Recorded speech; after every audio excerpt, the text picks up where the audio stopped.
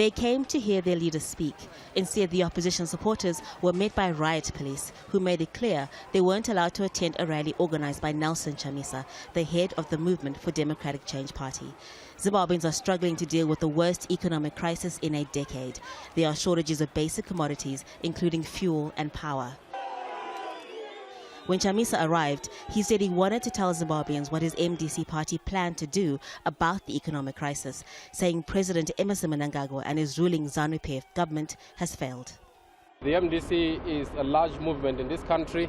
It cannot be banned by another political party.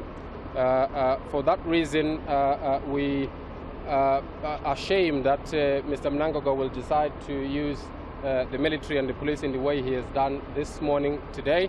But the fact of the matter is that that's not going to change. It's not going to give Mnangagwa legitimacy, and it's not going to stop the MDC from moving forward with its programs and agenda. The police had earlier given permission for the rally to go ahead just outside the capital's central business district.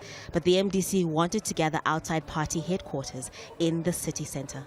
The police say the reason why they didn't allow this rally to go ahead is because they were concerned there would be violence. That's why they deployed in full force. The MDC, the opposition party, say they will still continue trying to hold gatherings, trying to hold rallies, because they say, as far as they're concerned, this is an infringement of their rights to express themselves.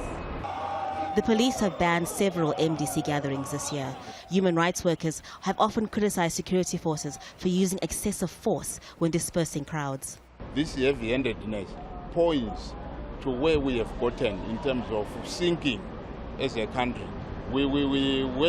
Some are talking about the dialogue, others are busy brutalizing citizens who simply want to express themselves. I witnessed an old lad unarmed, but the police went for her.